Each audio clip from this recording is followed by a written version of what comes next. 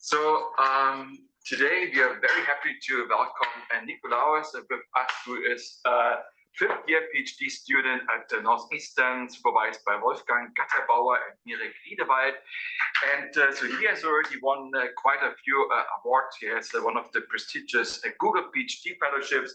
He has won a really big 23 workshop best paper award. That was the conference where we have just met, and he has a POTS 21 best of recognition as well.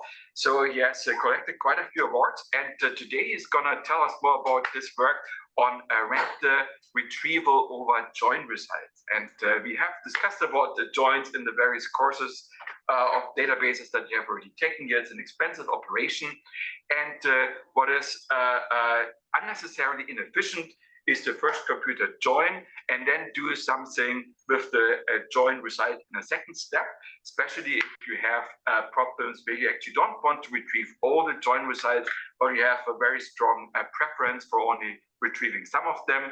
Then doing the join first and doing the ranking later is not efficient. Instead, it's much better to merge those two, and he has been working on several projects in this space and in related areas. So without further ado, please tell us more about that. Thank you for the introduction, Emmanuel. Yes, I'm very happy to be here and share some of this work with you all. Yeah, so I think Emmanuel summarized it very well. The idea is basically that we want to have this kind of ranked access over joins. But let's think a bit more generally, right? So this is a kind of specific problem, but the broader context of this work is query processing and optimization, right? And the idea of any database system is that it basically receives some query which is written in a declarative language, and it's up to the query optimizer to find a good algorithm to execute it.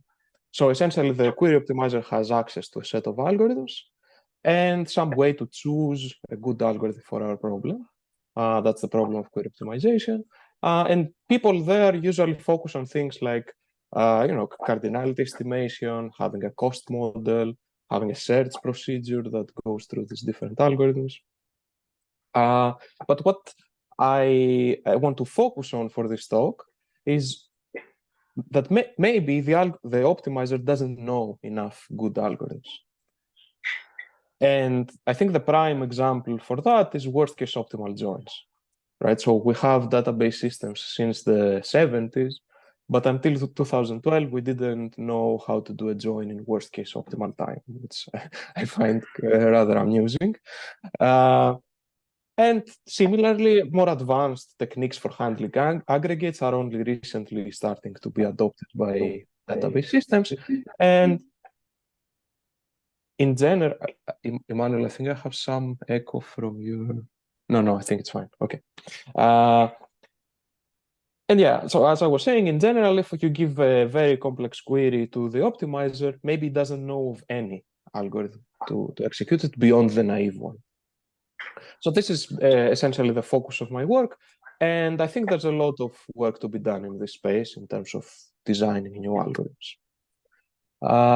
In particular, I will be focusing on joins and many-to-many joins. So these are joins where we can have many rows from one table joining with many rows from the other table, right? These joins are occur very often if you look at graph data, because you can express subgraph queries with them. So if you think of the edge relation as a table, and you join on it, essentially you're creating the two-hop paths of a graph. And in a similar way, you can create other patterns, for example, triangle patterns, tree patterns, and so on. But notice here that we start from relations of a certain size, n, and we get an output from the join, which is quadratic, it's n squared. And in general, as you add more and more joins, this can become even higher. So in many of these cases, it can be infeasible to just materialize the join output, just because it's very big, right? So it doesn't depend on what kind of algorithm you use for the join, whether it's merge join, hash join, all of these things. It's the size of the output that prohibits us from doing this. So we start thinking about whether there's a way to avoid this. And this can be the case if we're not interested in the join itself, but in some other operation, some other operator that's on top of the join, which instead has a smaller output.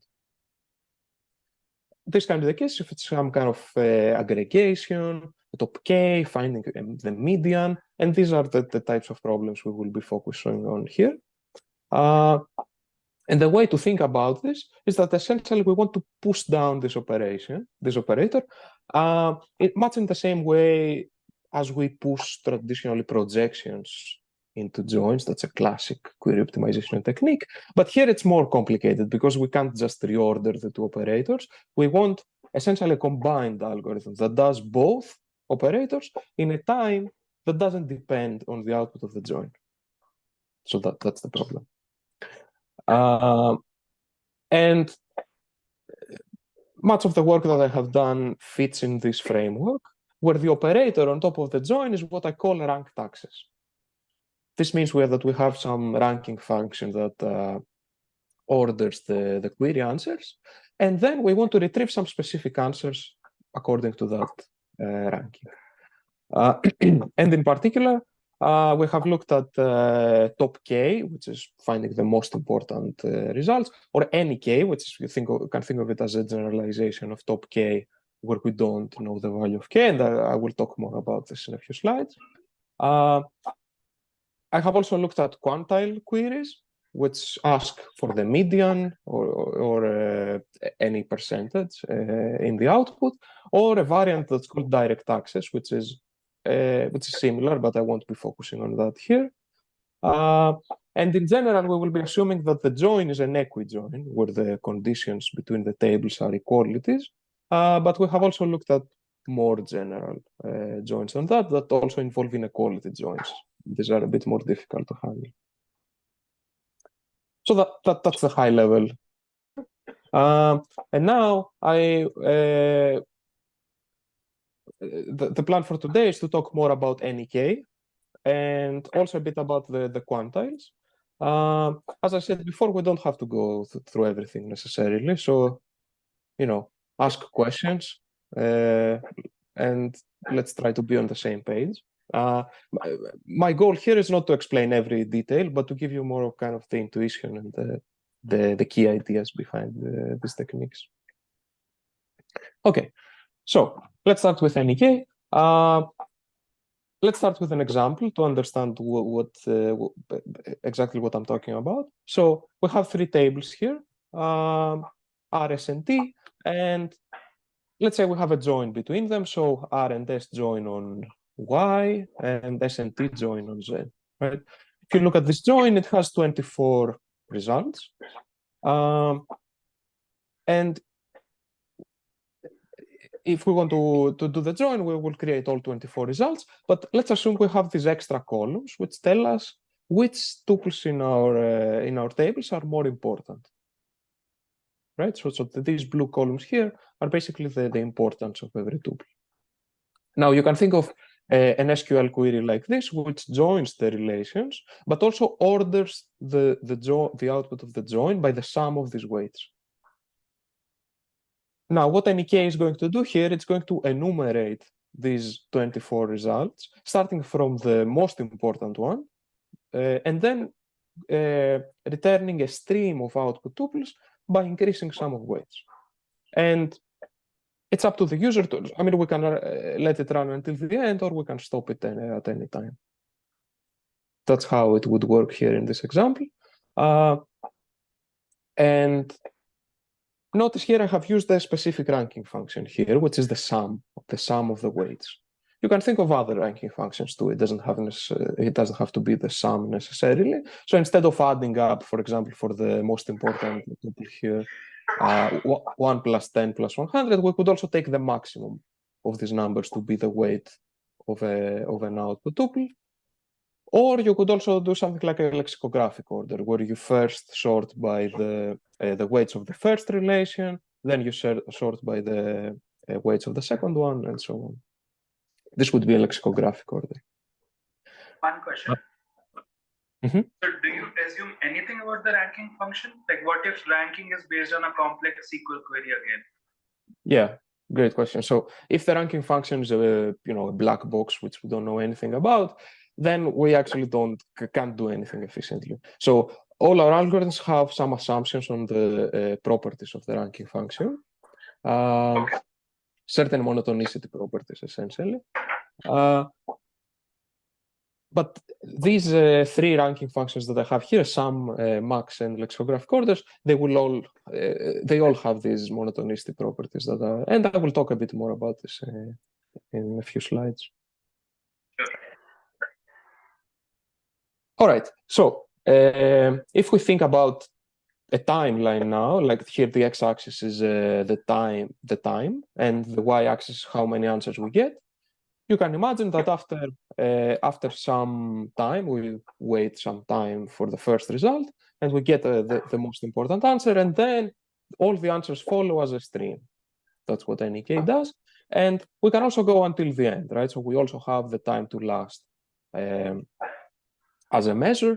And the user doesn't have to specify a specific value of k. The algorithm can be stopped at any point.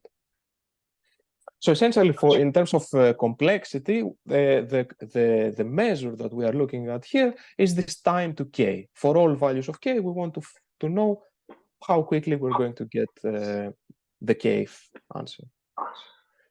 And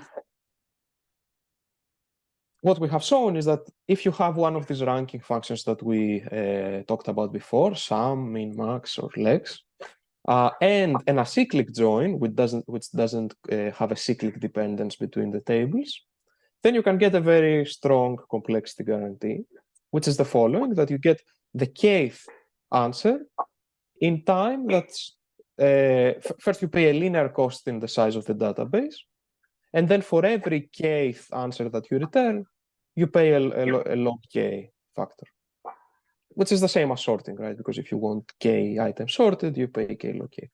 Now, one question. Mm-hmm. Okay, question. So you don't assume that data is sorted in any way. Can you exploit such properties or indexes, for instance? Yep. So here we don't assume that it's sorted necessarily. If it's already sorted, yes, we can exploit it, and it will be a little faster, but it's kind of not a big difference, I would say. I mean, in terms of the complexity, at least you would have to pay an additional logarithmic factor here to sort, right? To sort the input database, but you don't have to sort it because you can use priority queues. That's the idea, at least in asymptotic complexity. If it's already sorted. Why is the plot linear? Why is this term linear? The output stream in the plot. Oh, yeah. So if you run it, it doesn't look linear. I mean, okay, this is a kind of a toy illustration. Yeah. Okay. Yes. So usually, I mean, it has an interesting behavior. If you let it run long enough, at some point, this logarithmic factor here becomes larger and larger the more you return, right? So you can see it slow down at some point. But then what happens is that at some point there aren't many candidates left. So towards the end of the computations, it starts speeding up again. So it usually has this behavior. All right. So that's in terms of the guarantee that we get. Now, let's talk about the solution, right? How can we do this? And there are a lot of little details and complications. So I will try to simplify things. The first simplification we will do is that we will just focus on what I call here path queries. This just means that the joins we're looking at are joins where you join one relation with the next one. That's the pattern. Like R1 joins with R2, R2 joins with R3, and so on. Right? In general, you can have more complicated structures here. Okay, so the solution, it has three steps. The first step is to construct what we call a factorized representation. That's a representation of the query answers that's compact. So there is a way to represent them compactly, and we will talk more about this. Then once we have the representation, we can find the top one, the best solution, by dynamic programming on this representation. And then in order to find to do the enumeration, the NK, we will do a computation that's like k-shortest path. That's kind of the overview, and now I will talk a bit more like by going into each step and giving some more intuition about what these steps are. All right. So first, I will talk about the factorized representation. Okay. So the question is, we have many query answers. Like a join, we said it can have n to the power of something query answers. But we want to represent those answers in a compact way and also lossless. So we don't want something that's missing query answers. And what's the intuition? Like, how is it possible to do this? And the way I like to think about this problem is that if I give you a graph, right, I just give you a graph, it has a certain size. And we know that if you do all the possible traversals in the graph, you can create all the paths here from left to right.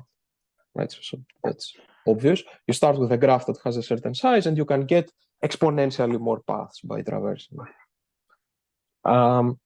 Now, what I want you to think about is kind of the opposite direction. If I were to give you the paths, what's a good way to represent them?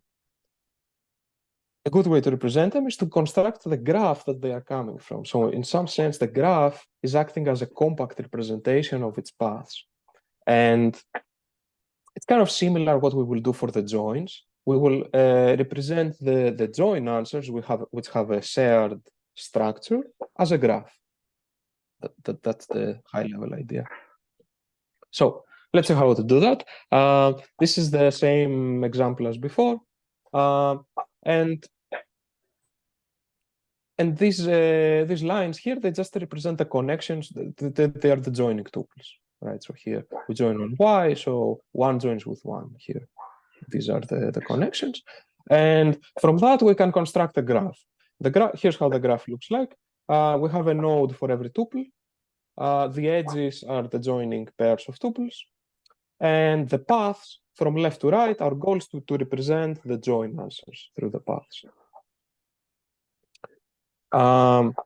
And now, if you are paying attention, you will notice here that the cost of constructing this is higher than linear. If we start with n tuples per relation, here in between R and S, these edges can be n squared. So the total cost is n squared times L, where L is the number of relations. So that's not good. But there is a workaround. There is a workaround for equijoins in particular. Now, if you have some complicated theta join pattern, which can connect the tuples here in an arbitrary way, unfortunately, there's nothing we can do. You have to pay this quadratic cost. But if you have an equijoin, there is a way to do better. And the workaround is simply to introduce intermediate nodes here. Because all the nodes from the left that contain one join with all the nodes that contain one here, we can simply introduce this intermediate node. And now, by doing this, we reduce the cost of this representation to linear. That's one thing that we do here. And another thing, all right, so if we do that, we pay a cost that's linear in the size of the database now. And also, there is another step here that as we construct this thing, we usually construct it bottom up by going here from T to S to R and constructing these intermediate nodes. We also remove the nodes that we don't need. So you will notice here this 2,7 node, it doesn't join with anything on the right. So we can just go ahead and remove it. And this triggers this propagation where you can also remove other nodes. And this is called semi-join reduction or a full reduction in the database theory literature, or the Yanakakis algorithm. If you have heard about it, this is exactly what it does. Okay, so after we do all those things, That's our factorized representation. And we usually also represent with a source and the target node. So now we can forget about all the all the details and just think of a direct. This is a graph representation, and all the join answers are paths from the source to the target. It's linear in the size of the database, and also it's very important that there are no dead ends. So it doesn't matter which path you go, you can always reach the target. These are the four things that we get from this representation. All right, and here I think it's a good time to also talk a bit about the inequalities because they fit very well now with what I've told you. So the question is, what do we do if we have an inequality join, right? We can do all the steps that I mentioned before, but if you have an inequality join between S and T, you don't know how to connect them, right? You can do the naive connections, which will take n squared because you will potentially connect many nodes from the left with many nodes from the right. But the question is, how can you represent this efficiently? And this is what we did in the VLDB 21 paper, where we looked at inequality joins. So this is kind of the simplest case. You have two relations and they join on some inequality. The goal is to connect the joining tuples from the left with the joining tuples on the right. And you want to do this efficiently. So how can you do that?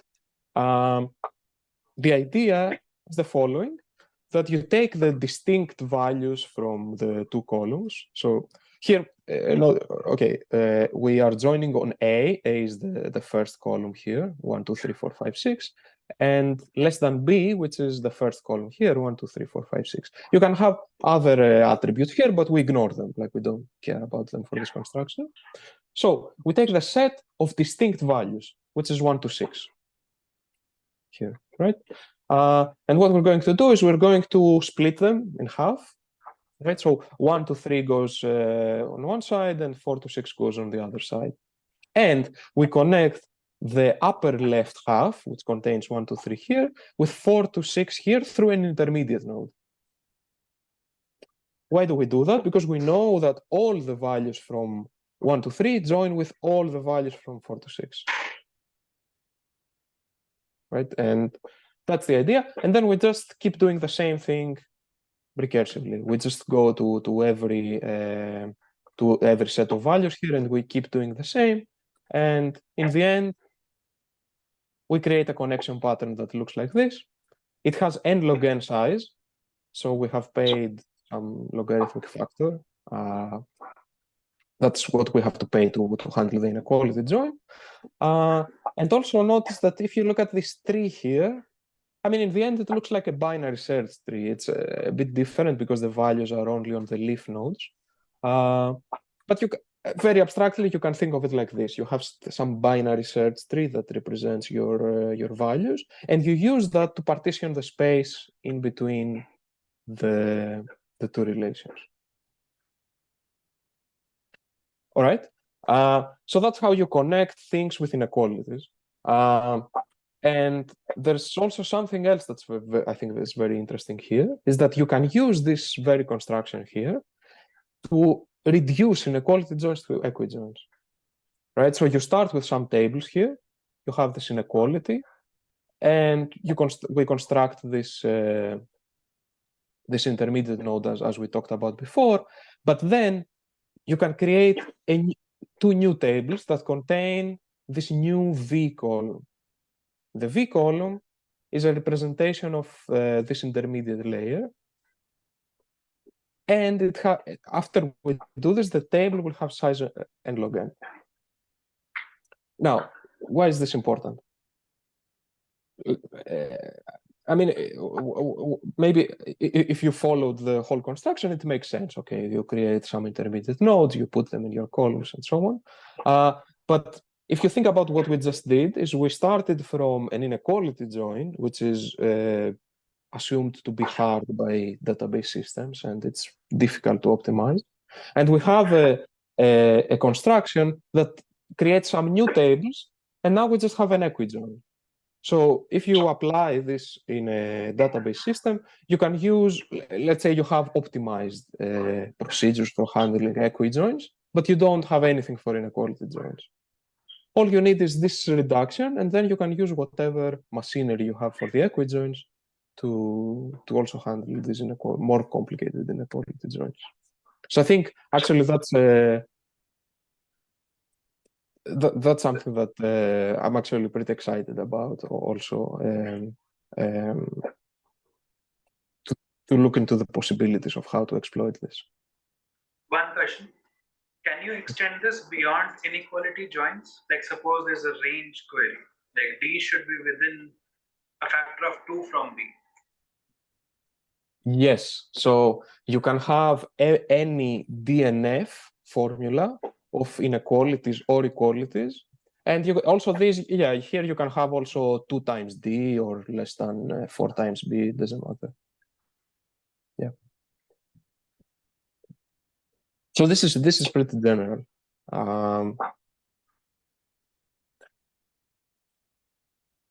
All right, so these were the inequalities. I have here, this is from some small experiment that I did. So basically, I took 5 different queries with inequalities. In the first row, you can see how large, in terms of number of rows, how large were the initial tables. So you can see like 500,000, 6 million, 12 million. And then we apply the construction and we look at how large are in practice the new tables that you get. And you can see it's somewhere between 6 to 20 times larger, which I think is manageable if we can avoid the complexity of the inequalities. And also there are 2 numbers here because these are self-joins. So the initial query joins on the same table, but our construction has to create 2 tables to represent the inequality join. So that's kind of a detail here. But yeah, the message is that you can take your equijoin and you can create some larger tables, which are polylogarithmically larger, and you can essentially forget about inequality joins. All right, so these were the inequalities. Now we zoom out a little bit. We talked about the factorized representation, basically about how to create this graph. And now we will talk about the enumeration part. How can you get this NEK? This is the same slide as before. We talked about the first part here. And as we said before, you can find the top one, the best query answer through dynamic programming. And that's with a bottom-up traversal of the representation, which is a graph, right? So this is the same representation that we constructed before. The only thing I've done here is I have replaced the join, the tuple values with the weights, because once we connect them, we don't really care what the tuples contain anymore. We just care about the weights, how important they are. And we can do here dynamic programming, right? So you can find the shortest path essentially from source to target just with dynamic programming, where for every node you compute the optimal way to reach the target. So that's standard.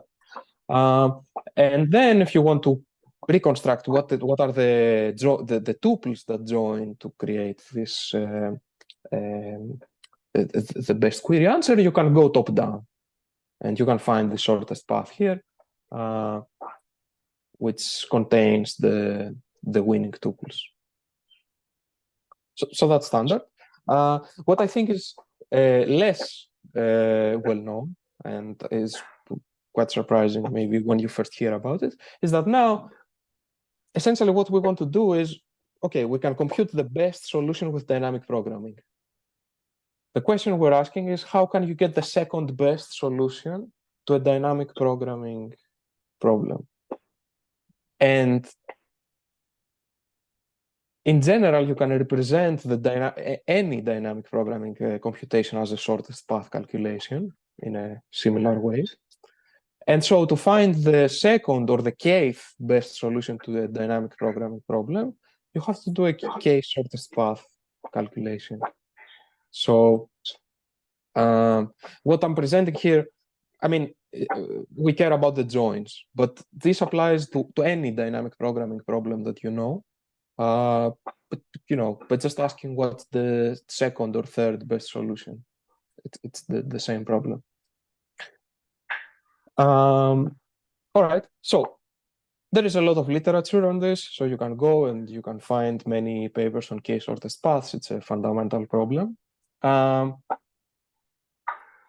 And we looked at different algorithms that can solve the problem, and some have their own advantages, but in the end, we actually have a new algorithm for the problem that achieves an asymptotic advantage in some cases.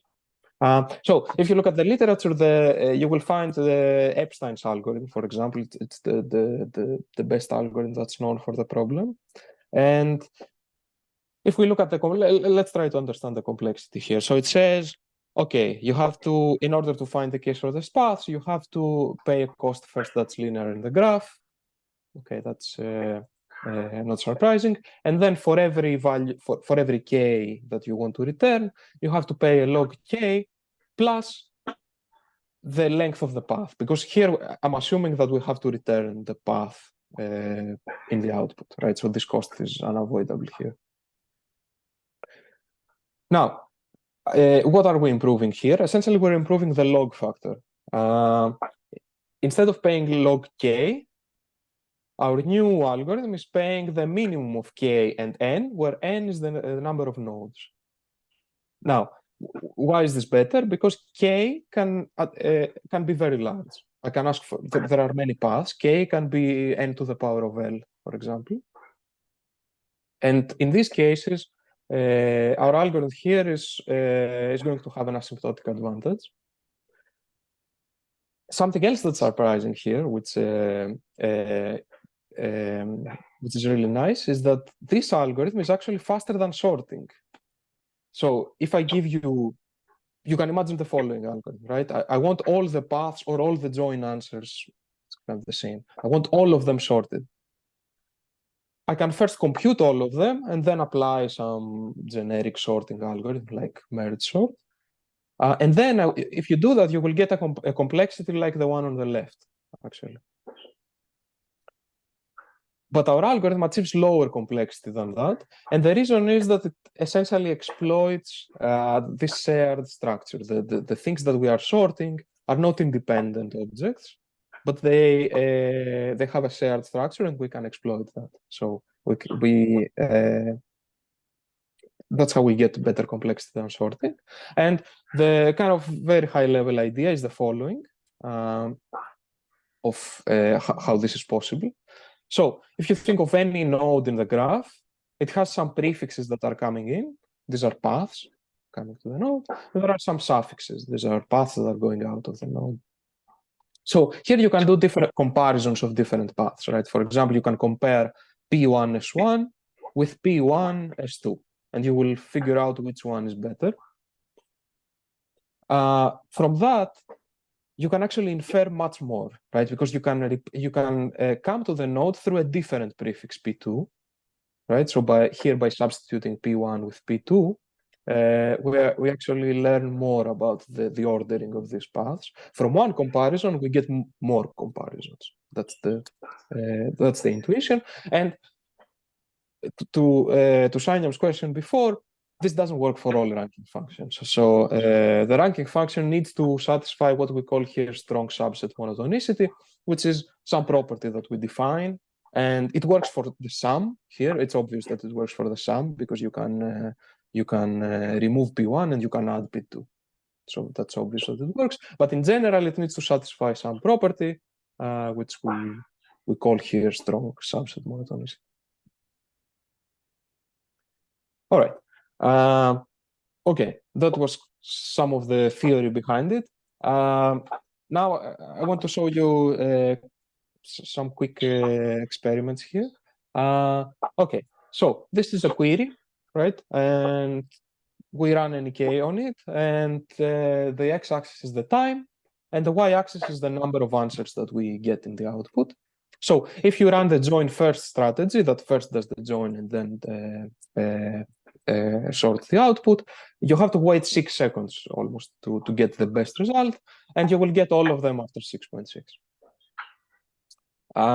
And notice here that the number of answers is in the order of 10 millions. That's why it takes so much time to go through them.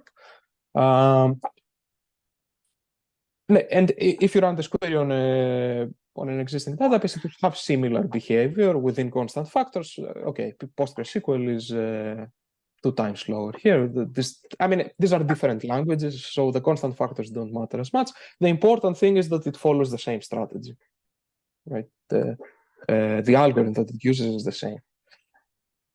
Here, if you run our NEK, it will look like this. So these are 3 different variants, 3 different algorithms for k-shortest paths. The first thing that you have to look at here is that we get the first answer much, much faster, 300 times faster here in a couple of milliseconds. And then we keep getting the results. And here's the effect that I was talking about before, that some of these algorithms are actually faster than sorting. So you can see here, for example, the blue algorithm, which has this asymptotic advantage, is 1.5 times faster for the last result. So not only does it get the first answer much faster, but it also gets the last answer faster, which I think is surprising. So that was one experiment. Here's another more complicated query. So for this one, we have a dataset from Reddit, which you can think of it as a temporal graph, essentially, where every edge is a post between 2 communities of Reddit. And what we're trying to figure out here is paths that have increasing timestamps. So chains of posts where one post is after the other, and the sentiment of the post decreases along the chain, right? And we are ranking the results by the sum of readability scores, which is some quality measure here. So you can, this is the query in SQL, and you can see it's a complicated join, right? It has an inequality, it has 2 inequalities, and it has the order by clause for our NEK. And for this experiment, I'm fixing K, actually. So this is a top K query. I'm fixing K to 1000. And here's the result here. On the x-axis, we have the L is the path length, or you can think of it as how many joins we have to do. So 10 here means we have to join 10 tables. On the y-axis, we have the time to get the top 1000 results. And you can see, first of all, the join first strategy only works for 2 tables, and then it runs out of memory, so it can't handle more than that.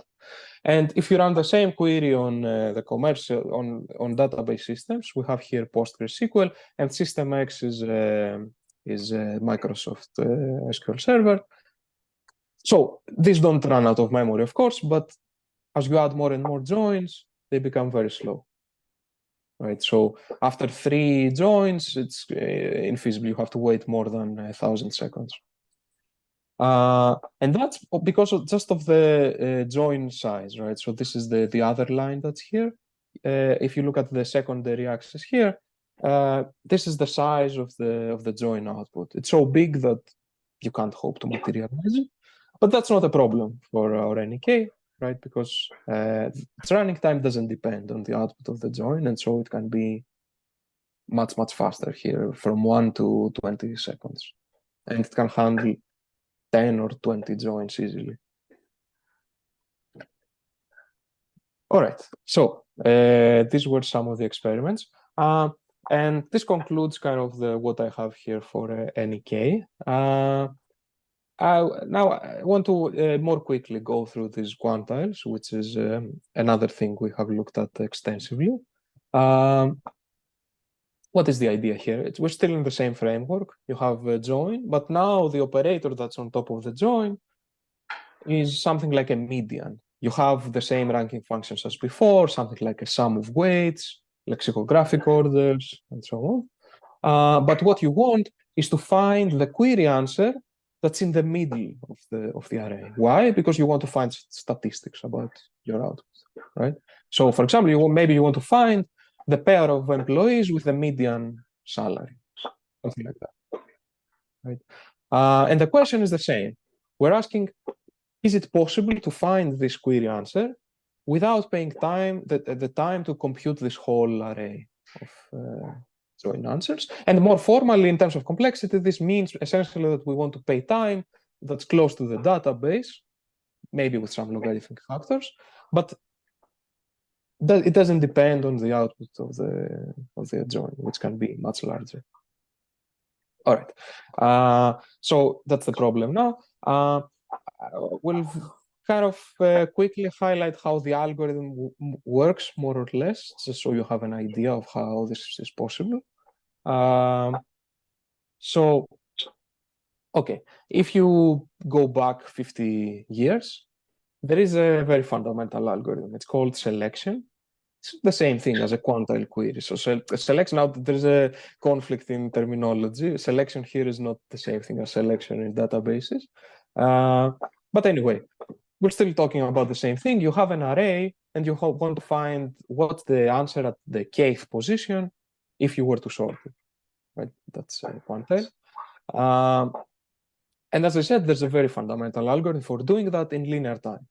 The very high level idea is that you pick a pivot. There is a way to pick that pivot. Let's not worry about that. So you pick your pivot, and then you find the elements that are less than your pivot and the elements that are more than your pivot. And so with that information, you can figure out where your index k lies in. And you essentially keep only the answers that are less than p here, because k is on the left half. So we are comparing the counts with k, and we decide which partition to keep, and we just keep doing this until we have very few answers. That's the algorithm. Now, we want to apply the same idea to our problem, but there are a couple of key differences and challenges. The most important one is that we don't actually have this array. That's the problem we want to solve, that we don't want to materialize this very big array. So how can we run the same algorithm if we don't have the array? Another difference is that the original algorithm, essentially its goal is to remove a logarithmic factor, to go from n log n of sorting to linear. But here for us, it's we're looking at a polynomial difference. We want to go from n to the power of d, which is the join, to n with some logarithmic factors. So logarithmic factors for us don't matter as much. And the third difference is that, of course, this algorithm exists, right? So we can use it as a subroutine. All right. So let's think about the steps that I just described of the previous algorithm and think about how we could apply this idea to our joins. The first thing that we need to do is to be able to select some pivot, right? And I said the pivot is an element. So for us, it's a query answer from the join. And it needs to be a good pivot in some sense. It needs to eliminate a constant fraction of the remaining answers. This is something that we need because we need this in order to prove that the whole thing will converge in a logarithmic number of rounds. Okay, so that's one thing, picking the pivot. The second thing is that we need some way to partition the query answers. I said, okay, there were these two partitions. I split left and right, and I keep only one, right? So how can we do that? And this is trivial when you have the array, because you can look at the answer, you can look at the elements, and you can choose.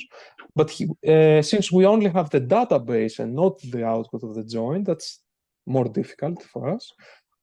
Essentially, what we want to do is to be able to handle inequalities, right? We want to say, keep all the answers that are less than the pivot, right? So for example, we want the two columns in our database, let's say A plus B, to be less than A and B of the pivot. More formally, what we want to do here is to start with some database and a query with inequality.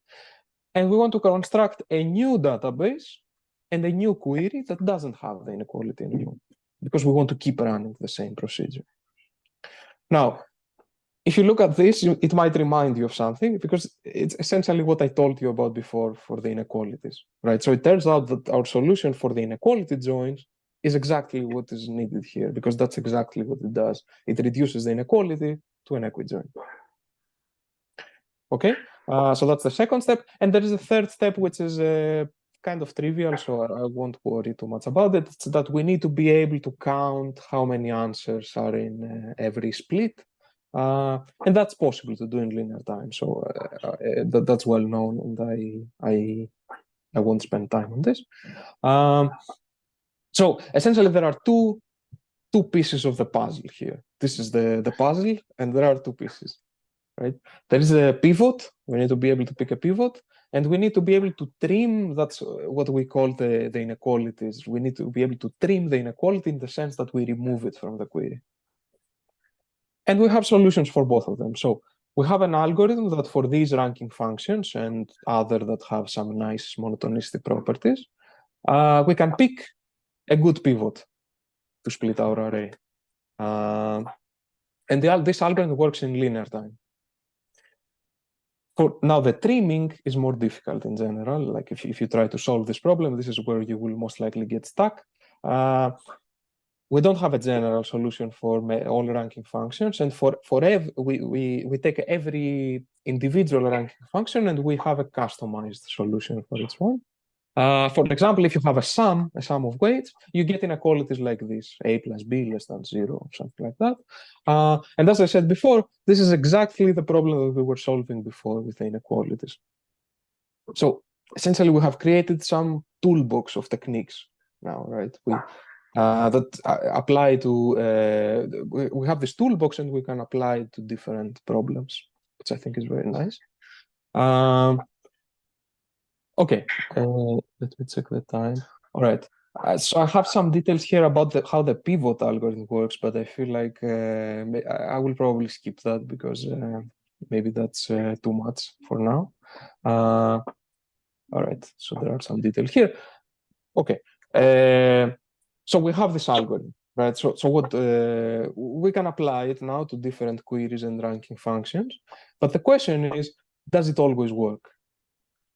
And the answer is no, it doesn't always work. And what we have done in these works is basically we have looked at different queries and ranking functions, and we have characterized whether it's possible to do it the question we're asking here is whether you can compute a quantile without computing the join first, right? Sometimes it works, sometimes it doesn't, but what we want is a characterization, something which you can figure out whether it's possible or not. And I have here some examples just to illustrate this. If you have, this is the same query that we have been using from the beginning. It's the join of the three tables. So if you ask for a lexicographic order here, which says, okay, first order by X, which is the first column, then order by Y, which is the second column, and so on, then this can be done.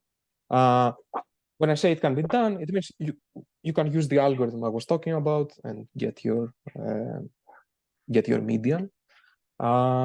It can also work if you have any ordering of the columns here. So it doesn't have to follow any specific order, and you don't even have to put all of them in the order, right? So here you can put first Z, then X, then Y. It doesn't matter. All right. Similarly, anything with min and max works. So you can take any combination of with min and max, and the algorithm can handle that. But now, if you take the sum of weights or the sum of the columns or something like that, it doesn't always work. So sum is more difficult, and we have actually lower bounds to show that this cannot be done under some reasonable assumptions. The step that is failing in the algorithm is the trimming step, that you can't always trim these inequalities. But for this specific query, if you ask for a sum of all the columns, it won't work. And there is a reduction from the problem of detecting triangles in a graph. But if you have only a few of them, for example, here x plus y plus z, and you don't care about the value of u, then we show that it can actually be done. And we have a precise characterization of what is allowed here or not. And just one quick thing I want to point out here is that for the cases that it cannot be done, like this one, we have actually some approximation. So we have efficient approximation algorithms which work in a deterministic way, which means that I give you an epsilon. Phi here is like 50% for the median. And I also give you an epsilon, which is like 1%. And this allows the algorithm to return anything from 49% to 51% for the median deterministically. Right? So there is an approximation for the hard cases. And as I said before, we have a dichotomy. Dichotomy means that I can tell you for every ranking function and every query whether you can do it or not. And when I say you can't do it, it's not only that our algorithm doesn't work, it's that we have a proof that no algorithm works. This is under some hardness hypotheses that are rather established in complexity theory. I won't go now through this, what this dichotomy means, but there are basically some classes. Here, the green class means that you can do lexicographic orders, minimum and maximum, or approximation with sum. And the blue box means here, these are the queries where you can do sum efficiently. All right. I've talked about a lot, so I think it's time to conclude. So, okay, what did we talk about? We talked about problems where we have ranking over joins. And for these problems, existing database systems have a really hard time. And all of them that I have tried, resort to first doing the join and then doing some sorting. We have developed algorithms that work in a smarter way than that, and they can get asymptotically better guarantees and are also much faster in practice. I think it's a very natural question to ask, okay, we have talked about top K, NK, quantiles, what other types of operators can we support? And similarly, what other types of joins, right? So I talked about equality joins, inequality joins, but there are other types of joins, which are maybe more complicated. And I think it's natural to wonder about what we can do efficiently. We have implemented the NK algorithms, and these were the experiments that I showed before. The implementation for the quantiles is not ready yet. But in general, what I think is very exciting here is that essentially we're talking about more sophisticated algorithms for our systems. We can build, in terms of systems building, I think there are very many interesting questions here about how you can integrate all of these into one system that does everything, and it has more sophisticated algorithms that we have, and can handle more complex queries than it's currently possible. And yeah, so that's the end of the slide deck, and I will be very happy to hear more, to take more questions.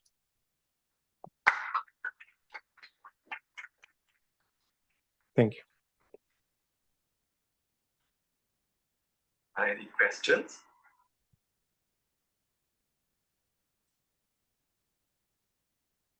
I have a question.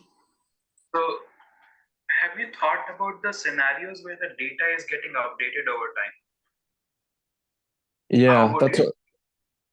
Yeah, so that's also a very natural question, I think.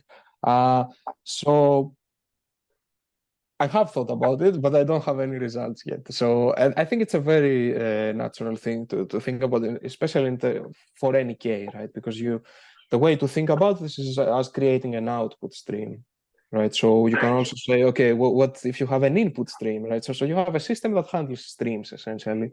Right now, everything I've talked about is for the static case, where data is not changing. I mean, it's not changing in the sense, okay, you have your data, you receive a query, and you do all the machinery that I talked about. But I think handling updates is, yeah, it's a major next step. And another question is, the kind of operators you considered are kind of throwing half of the data and can be answered on the subset of the data. Yeah. The operators like sum of all the output is not that kind of an operator.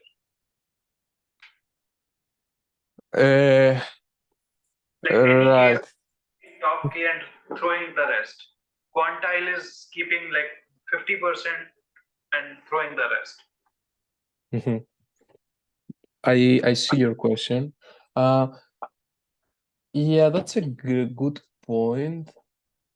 There are some things like, for example, if you want to say, I want to count how many answers I have, you can think of this as some aggregation that essentially collapses everything into one number. And that's also possible to do with dynamic programming. It's not my work. This has been done by others, but that's also possible to do with dynamic programming. And it works in a similar way. So you can think of it in the same, factorized way, doing dynamic programming on this graph. So it all fits in the same framework. But you are right that there's something different about it, that here we have some kind of selectivity property where we're only keeping some of the output, maybe the most important ones or so on. But yeah, we're not using many answers. Like we don't have this kind of aggregation. But yeah, so I think it's interesting to think about that.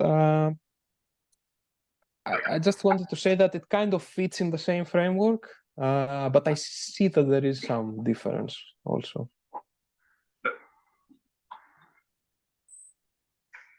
Maybe one other question, or okay, well, we are nearly at the time. Just curious, how does this approach work with more complex queries? For instance, like the tables that you're getting as input, if they are the result of subqueries themselves, or if the output that you're getting there is not the final output, but you feed it into something else? Yeah, great question. I guess this question goes more into the thinking of how, like, building one system that does everything. Yeah, so I mean, the way the algorithms work is that you have to read all the tables at least once, right? And this means you have to materialize them. If they come from a subquery, you first have to finish computing the subquery and then running the NK, for example. So yeah, that would be kind of a barrier in the query plan where you say you have to compute everything that's below and then do this. At least the way that it works right now, right? But I think that's a great question. Maybe there's something to exploit there. Any more questions from anyone? All right, we're also at the end of the time, so let's thank the speaker.